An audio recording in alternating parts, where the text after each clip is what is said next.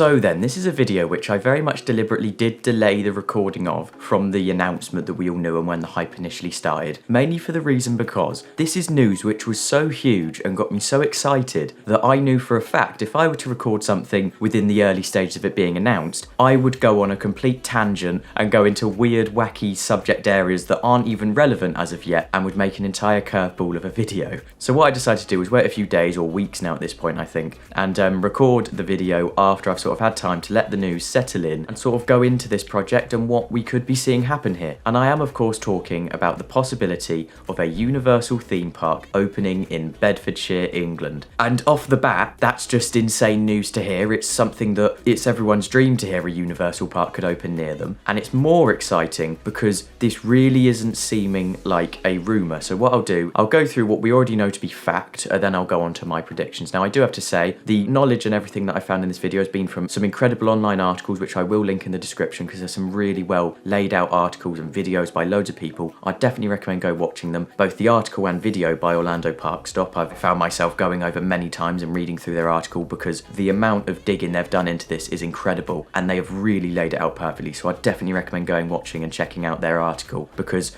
it has been done spectacularly. And these articles are the only reason that I know anything about this project because I'm awful at research. So please do go give them credit. So then, where this all started was people noticed that domains had been registered in September of 2023 for website names of universalstudiosgreatbritain.com and .co.uk, both of them, and just universalgreatbritain.com and .co.uk as well for both those domains. So 4 domains were registered. So that sort of caught a lot of people's attention. And then it also got a whole lot more exciting when they discovered that Comcast, which is the company that owns Universal, they're a huge company, and Comcast had in fact bought a huge plot of land in Bedford, England, spanning across around 500 acres, which is genuinely huge. As a comparison, I googled the size of the Orlando plot and that was around 541 acres. So if that's a comparison, bearing in mind that the Orlando plot is huge, this plot of land is very significant and they could do a lot there, which was where people started getting very excited. And I remember that's where a lot of videos started to come out and a lot of articles were released saying, well, what's happening? Is something going to happen? This got a whole lot more exciting when a person for Universal Destinations and Experiences Limited did confirm with an interview for the Bedford Independent, and they confirmed that they recently had in fact purchased land in Bedford and were in fact in the early stage of exploring the site's feasibility for a park within that site. And this was when people were amazed and excited because it had been confirmed that they were in fact looking into this land, which was when I first thought, oh my god, I want to make a video on it, then thought, no, I need to slow down a bit here because I'm going to go on so many tangents. But the reason that this plot of land is so well thought out and is really I'm getting quite excited about is because this plot of land is perfect. So for comparison of where this land is located, it's obviously located in Bedford. The great thing about this site is it is only 40 miles from London, meaning that tourists to this country that obviously come to England can easily get to it from London. It's not that far from our capital city. And I also saw online that 2/3 of England's population are within a 2-hour drive of this site, which that's just incredible because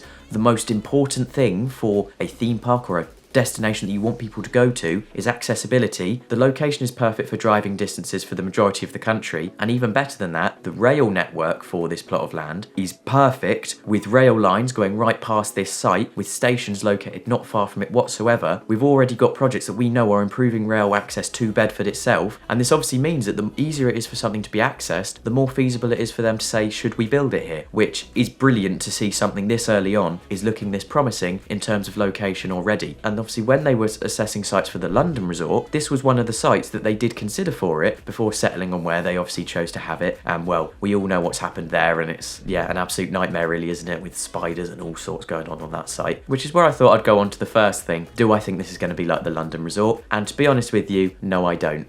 And that isn't because I'm excited, and I'm going to be really level-headed with this because obviously there's no point getting overexcited and carried away and not being realistic. However, the London resort, it wasn't as dead set as a company like Universal building a park. The London resort was less linear in terms of it was people trying to build a resort from nothing really up. Whereas Universal, it is nothing new to them building new parks. They are doing it right now. We've got parks being built, including Epic Universe, and you've got the kids park that's being built, I think it's Texas or something around there. They don't struggle to build new parks because they have the teams that are literally dedicated to doing it. We've already got parks in Japan, Beijing, Singapore, Hollywood and Orlando. I think they're probably wrong, but that's just off the top of my head, I think. They've done it multiple times. They know what they're doing. They've got the team that is able to carry it out. And also, this seems to me like it is already being received better than the London Resort was. And it seems like people are already opting for this as a thing that they want to happen. Whereas the London Resort, it didn't take much looking into online articles to hear people saying, oh, it's going to destroy our local area. Oh, we don't want it. Whereas this, I haven't seen much of that yet. And now it is in the early stages. That could happen. So please don't take this as a thing where this isn't going to happen, but from my opinion it already seems a lot more feasible than the London Resort ever was.